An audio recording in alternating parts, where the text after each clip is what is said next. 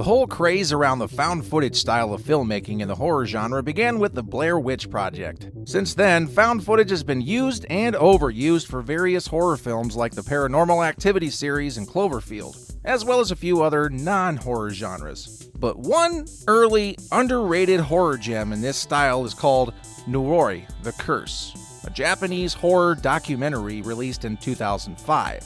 It's not uncommon for some horror films to get overlooked upon their initial releases and only truly gain a proper appreciation years later, with this being even more prevalent with foreign horror films. This particular found footage horror film has only recently caught on with major audiences due to it being readily available on Shudder's horror streaming service. It deals with a paranormal expert and journalist named Kobayashi, who investigates creepy encounters with a series of mysterious deaths apparently perpetrated by a spirit called Kagutaba. The premise sounds like a generic supernatural horror film, but there's actually more to it than that. Despite not being released in the US, the film has garnered a cult following over the years. Fans are learning that Noroi The Curse isn't just a satisfying found footage horror film, but also may very well be the best one ever. Here are some facts that you should know about Noroi The Curse that will really push you to look for this treasure of horror. But before we begin, yes, you know the drill. Make sure you like, subscribe, and ring the notification bell to stay up to date with all things Patrol Clip. Here we go. Some of the actors are playing themselves. Noroi sets itself apart from other J-horror films because of its long duration and large cast. Part of the ensemble comprises several celebrity cameos, and some involving actors playing as themselves. Marika Matsumoto, actress and the voice behind Riku in the Final Fantasy games, has a major role as herself. She starts sleepwalking and making nooses out of wires while shooting for a film at a shrine haunted by the Kagutaba. Takashige Ishize also produced The Grudge and Ring. Director Kôji Shiraishi garnered some buzz in 2003 when he directed Honto ni Ata, a horror anthology starring well-known Japanese actors and pop stars. Noroi The Curse became a reality 2 years later, but only with the help of Takashige Ishize. Ishize himself was a well-known figure in Japanese horror, as he had also produced Ju-on, The Grudge, and Ring. Both movies have been lauded as some of the most iconic works in the pantheon of international horror films.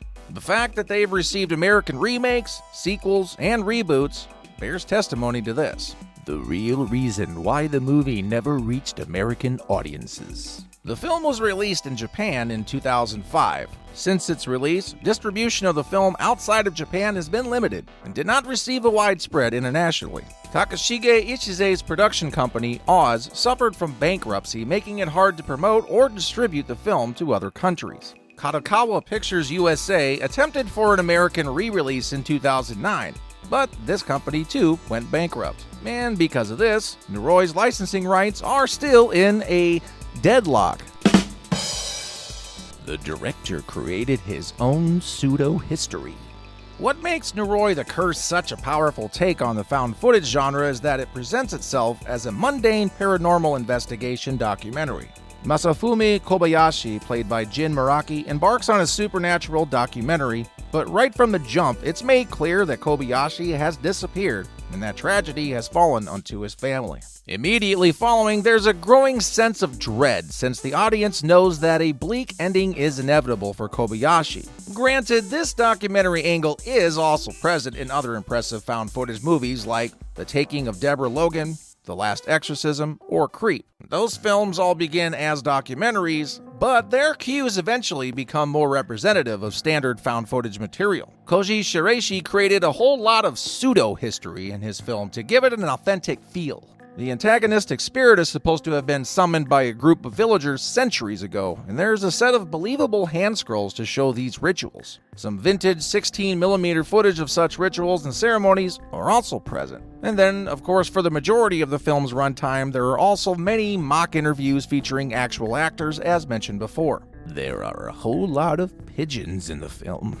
If you observe the film carefully, you'll find out that pigeons play a recurring role all through the story. In one of the initial supernatural cases in Noroi, we see dead pigeons surrounding a lady's house. Even when actress Marika Matsumoto gets possessed by demons, pigeons start flying towards her house windows and die on the spot. Some critics have compared the jump scares with the pigeons to Alfred Hitchcock's classic, The Birds. Yeah, people, that's right.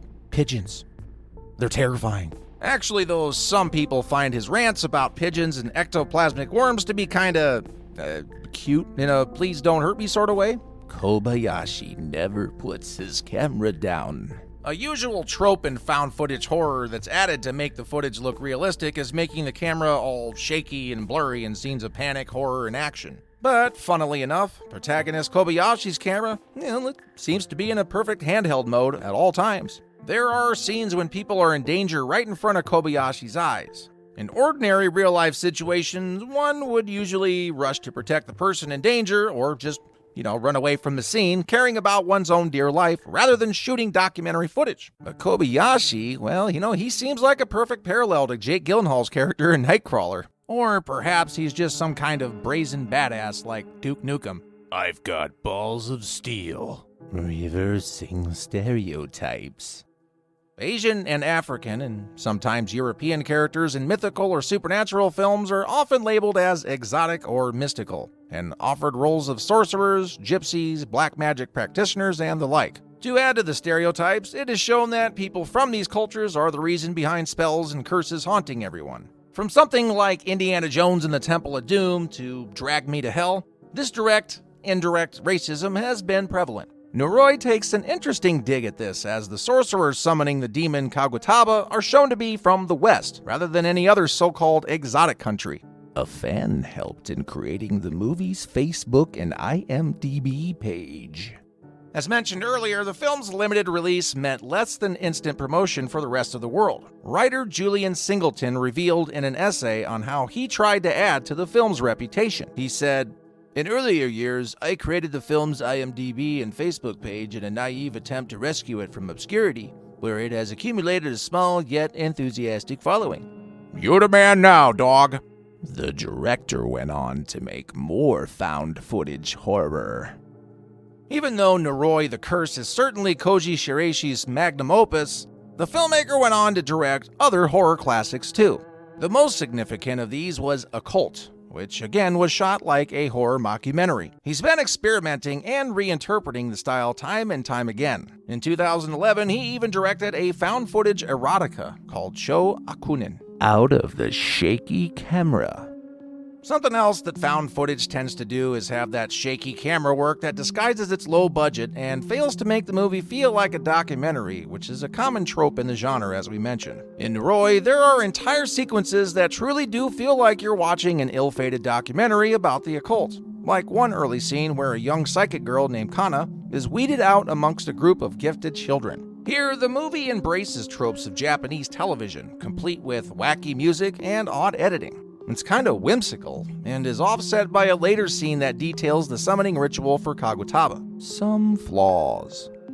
Despite my enthusiasm, I must admit that Noroi isn't without its flaws. Though more subtle than a Paranormal Activity movie, it still suffers from a few too many phony-looking subliminal effects. They're too overdone and drawn out, even as short as they might be, to really work, and they harm the movie's feel of reality. Likewise, there's one scare near the end of the film that utilizes some less than convincing CGI, which of course in itself it can be a bit of a flawed thing. I'm guessing some people will also take issue with the character of Mitsuo Hori, who's admittedly a bit over the top in his craziness. Like, hey, tone it down, buddy. I mean, he kinda grew on me by the end, but I did question why Kobayashi was always so keen to collaborate with such an unstable and dangerous person, even if he is a psychic. At a measurable 2 hours long, you could argue that Noroi The Curse is a bit long for the subgenre. And while I could argue that you really need to know what you're getting into and be mentally prepared for it, that runtime allows its slow-burning dread to build and build in a way that many other found footage movies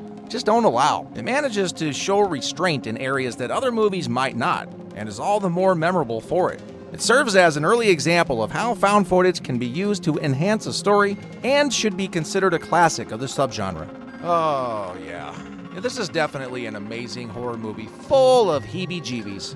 We highly recommend any horror lover to check this one out, but it's only available in the Japanese version. Anyway, that's our video for today. I hope you enjoyed it, and if there's anything you would like to discuss about this movie, or pretty much anything else, make sure you drop that in the comments below. Also, please like and subscribe to the channel if you haven't already. And until next time.